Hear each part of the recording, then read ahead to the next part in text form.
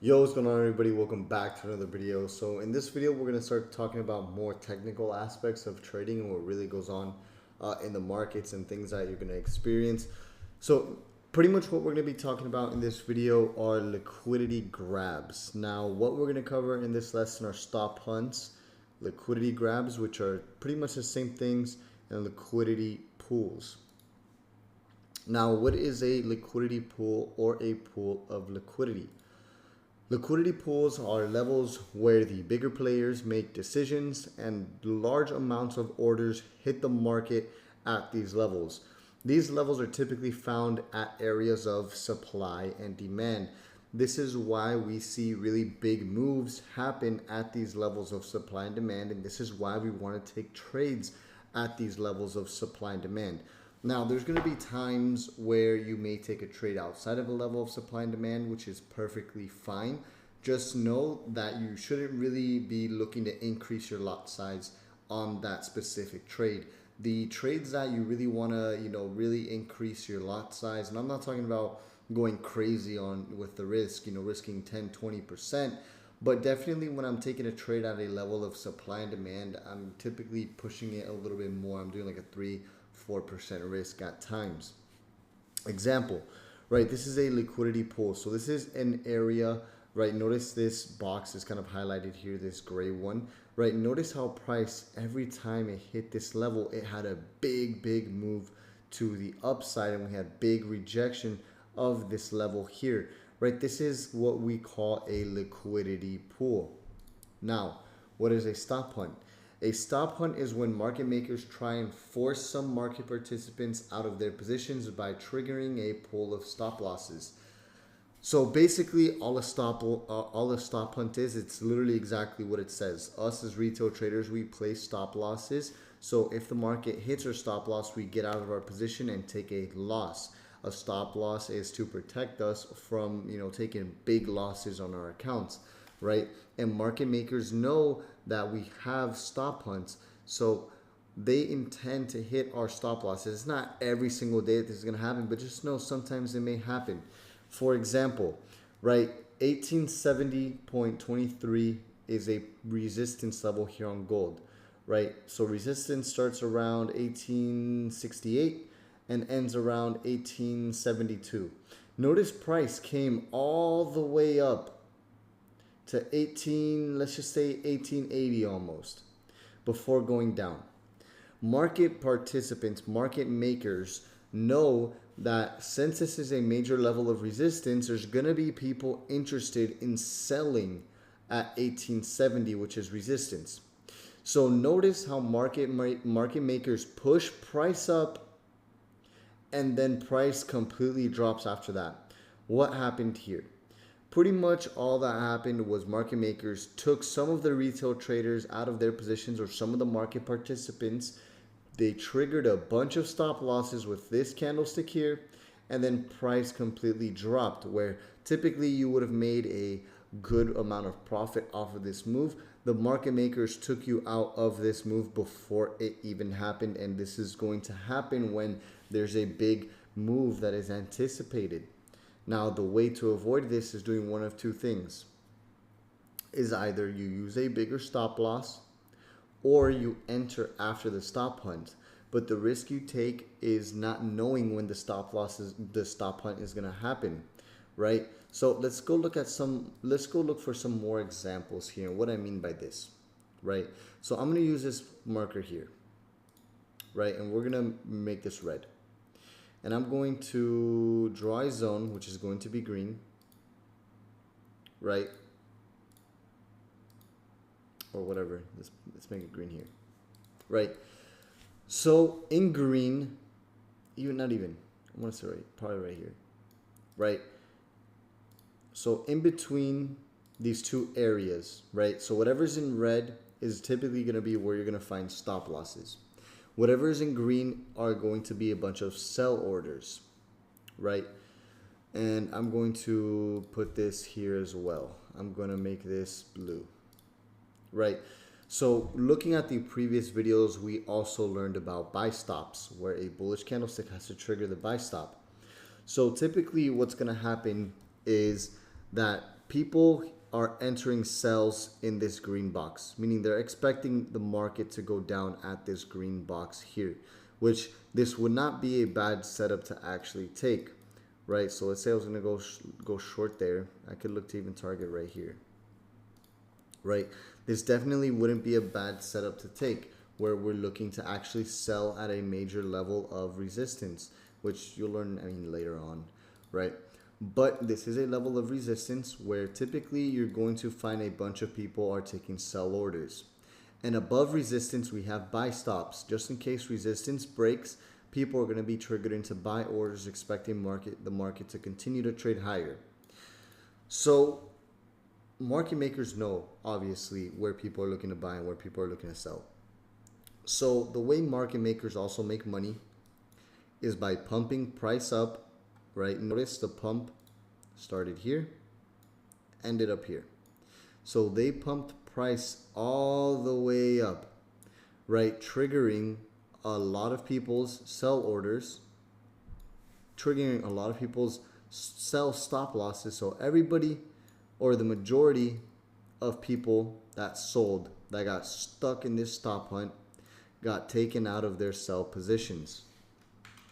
At the same time, they're triggering a bunch of buy stops, meaning that if they entered buy stops here, their stop loss for the buy is probably going to be around this blue level, right? Look what happened right after the market makers took out a bunch of sell orders.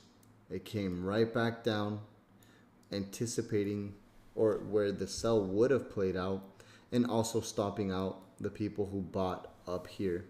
And price continued to go down and lower and lower and lower, right? So that's one example of a stop hunt. Let's go look for another one, right? So let's check this area right here, right? I see one right here. So let's go to the hour time frame and let's kind of go back in time to where we just were. Okay, right? So here's another example, right? And this could be a news event, but this is another example of a stop hunt, right? So notice again, 1795 is a level of supply and demand, support and resistance. Notice how we have support and resistance throughout this blue line. Notice how price was trading under this level every single time it came up to this level. Notice the break. At this point in time right here, this is where people started to buy because support held. So people are going to be placing their stop losses around this area maybe. And some people, you know, just consider it as this entire zone is full, well, green, we'll put it full of buys, right? Let's put this green again, right? So that green area is going to be full of buys. And this red area is going to be stop losses, right? And at the same time, there's going to be a bunch of sell orders here as well, right? And there's going to be sell stop losses up here. Remember, for every buyer, there has to be a seller, right? So notice how price started to reject. Market makers obviously know that this is a level that people are going to be very interested in trading. So what do? They came, pushed price down, triggering a lot of these buy stop losses, at the same time triggering a lot of these sell stops, right? I'm trying to word this very easily so you can understand as best as possible, because remember, for every buyer there has to be a seller, right? Triggering all of these sell stops here, right? And then price pumped up like crazy, taking out a bunch of market participants. So those were two real examples. What I'm going to do is kind of draw it out for you guys and explain to you guys what's actually happening here. So give me 2 seconds, right? I'm going to open up software here. We're going to open up Paint, right? So I'm going to draw out some market structure, right? And we're going to color code all of this. So let's just say this is a level of supply and demand that we're looking to take a trade from, And let's say price is currently trading here now, right? Red is going to be our stop losses for the buys, right? So typically if you buy here, you're going to place your stop loss under the level of support, right? And I'm going to make our buy orders in green. So we have buy orders all throughout this range here.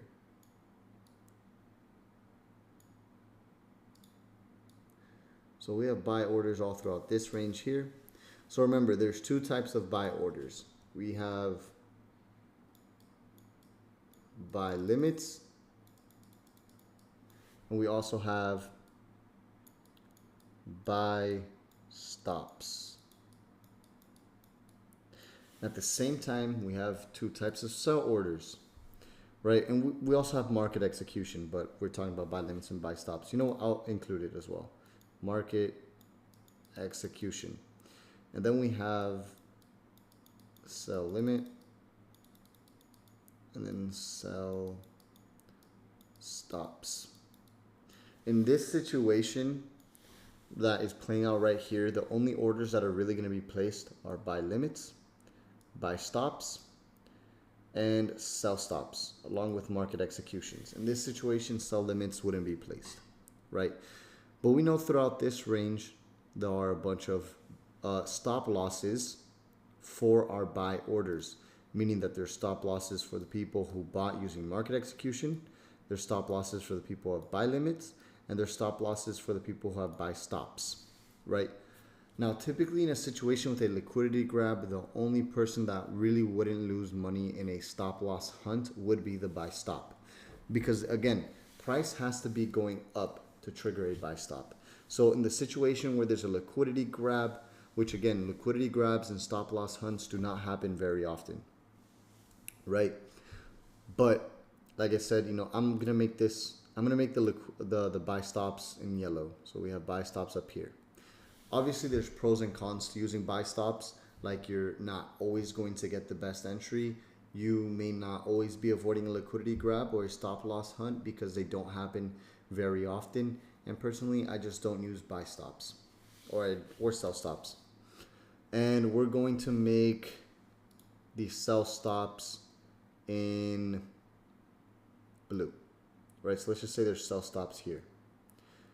And we're going to put the stop loss for the sell stop in purple, right? So I'm going to write this out for you guys. So let me mark this off here. So we're going to put here the sell stop loss in blue. Well, blue is actually supposed to be here, right? Blue is going to be our sell stop. And then green, we're going to have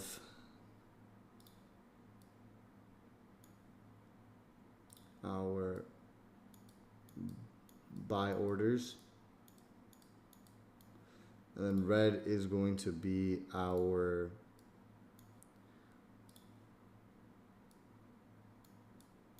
buy stop loss, right?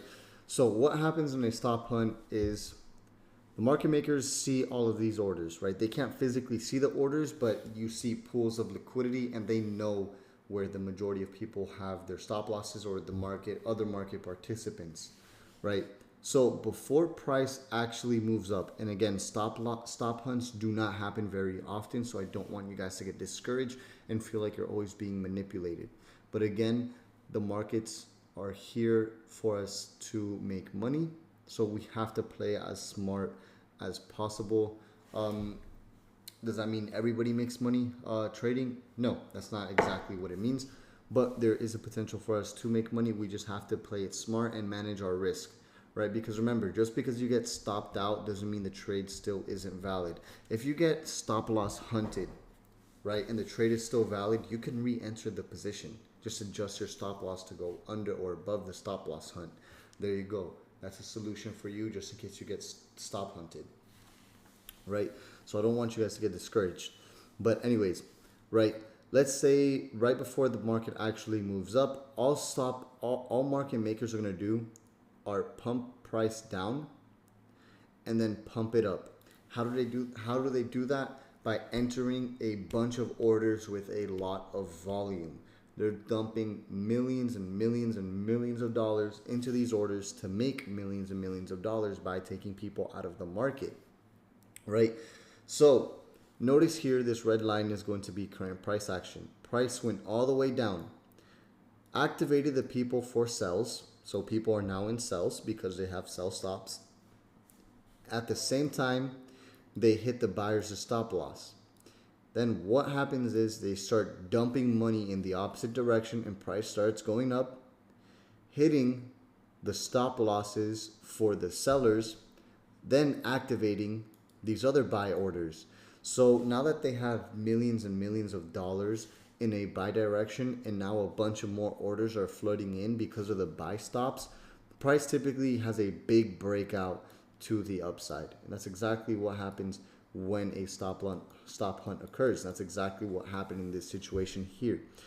All of these sellers are activated and then taken out right away, and then price flew to the upside. Why? Because a bunch of buy orders just flew in. It's literally as simple as that. Right now, like I said, there's not always going to be a stop hunt, right? There's not always going to be a time where prices stop hunting, right?